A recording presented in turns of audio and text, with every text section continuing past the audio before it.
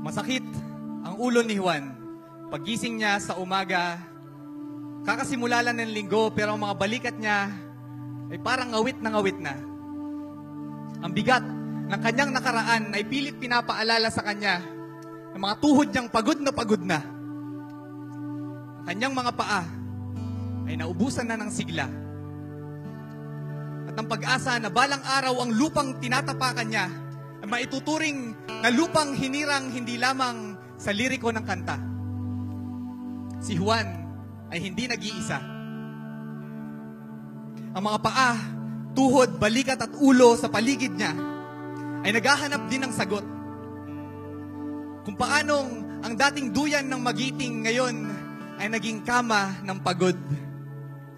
Hindi makabangon si Juan. Bumper to bumper ang mga unan sa kamang kanyang hinihigaan, malamang sa labas ay traffic na naman. Iniisip niya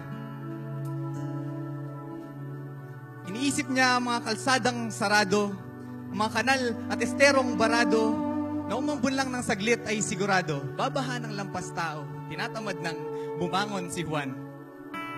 Minsan, napapaisip siya, bakit kailangan pa sabihing bawal umihi dito, bawal magtapon ng basura dito, bawal tumawid, may namatay na dito, mga bagay na hindi mo na kailangan ipaalala sa taong disiplinado, hindi makabangon si Juan.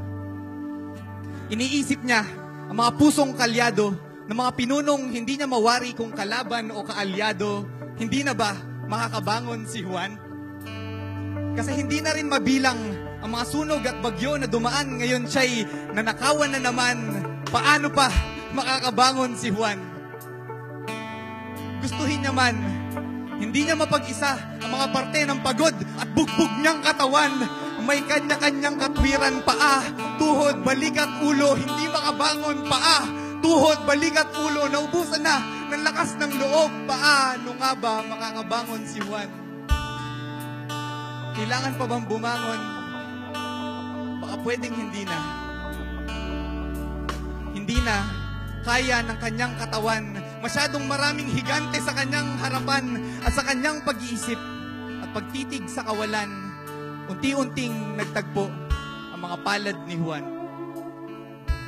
Panginoon, hindi ko na po kayang tumayo. Nagising si Juan. Nagising si Juan sa katotohanan na kaya hindi siya makabangon ay umaasa pa rin siya sa sarili niyang kakayanan, sa mahina niyang katawan. Bumangon si Juan gamit ang lakas mula sa itaas, mula sa nag-iisang tagapagligtas, ang may-ari ng mga paang sa putik na kabakas, ng mga tuhod na unang lumuhod, ang balikat na kahit pagod ay binuhat ang krus ng kabigatan, at ang ulo na sumalo ng korona ng lahat ng makasalanan.